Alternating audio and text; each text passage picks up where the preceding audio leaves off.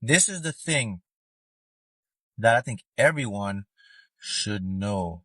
Chosen ones here, if you find this video, then it definitely resonates with you.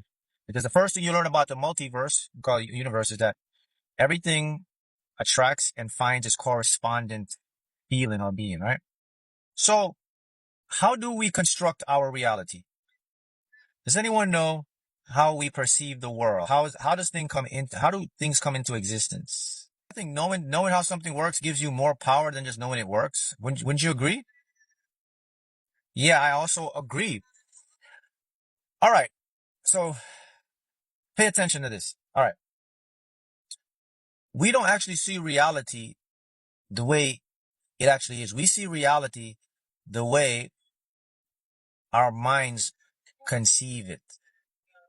So your reality is like a hologram. So this is the easiest way to make sense of all this for you so that you can take it to, I'm going to show you something next level stuff here.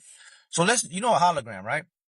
So a hologram, you can see the images, it looks real, right? That's exactly how your world is.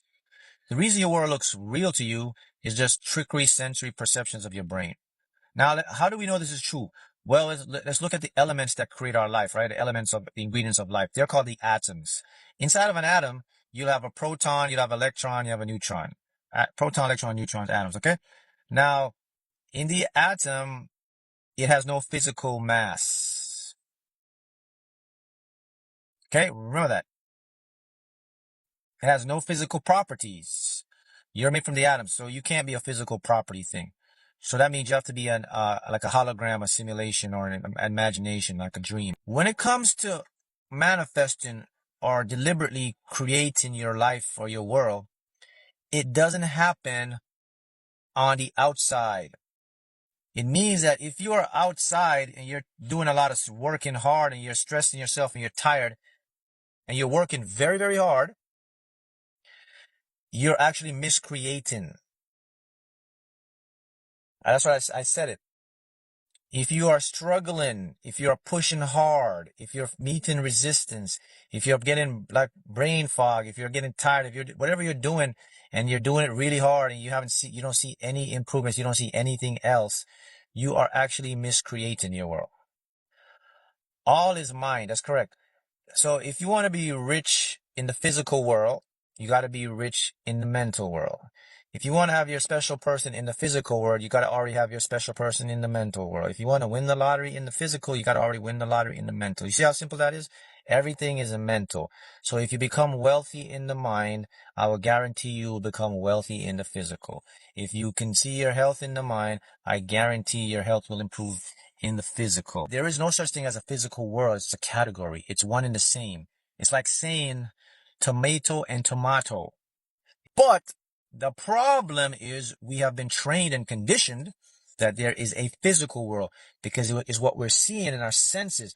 But your senses lie to you every day. You can't trust your senses. Your senses can be tricked. I can say a word and put it out there and make you think and hear the same word I say. I can change the word and your brain will pick it up. So your senses lie to you every single day. Whatever mental construct you put in your head, it will manifest as the physical construct in your life. The fact that you can never touch anything, then what does that say about the physical world? Yep, just like the Matrix, there is no spoon. All right, let's talk about the mental construct of how you see reality and how you can influence your life to get what you want in your life. All right, so the biggest secret to get anything in your life is to do the following. Okay, the first thing to get anything into your life that you want is you must ignore the three-dimensional world that's happening in and around you in the moment. Now, the only way you do not ignore this is if your three-dimensional world is satisfying your desires. Then fine, accept it. Okay? The next thing is once you determine that your physical construct world is not what you want, okay, then you have to go in the internal world, your consciousness world. When you're in your consciousness world, that's where now you can manipulate, facilitate a new physical world. This is done through your imagination.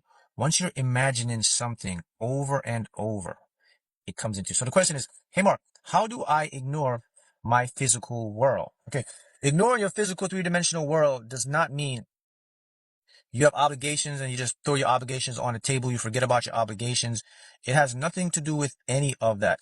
Ignoring your physical 3D world means do not put importance on the things that are bothering you. Do not put importance on stuff that is making you worry or is irrelevant. In other words, stop focusing on what you do not have and start to focus on what you can actually bring in and create in your life.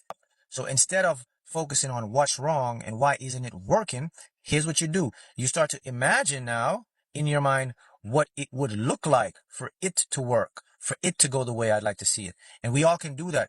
And a constant repetition of that in the mental facility of our minds will create an energy that will physically change your physical world. It will start to creep in, and little by little, you'll start to see the change, and you'll see your life adjust and adjust. Because again, the imagination creates the physical construct world. Does everyone see how that works? So that's how, to answer your question, that's how you ignore your 3D world. You don't focus on what's wrong and what you don't want. You focus on what you want to see happen. You focus on the end goal of your desires. See the goal, see the end desire, then let the universe handle it for you.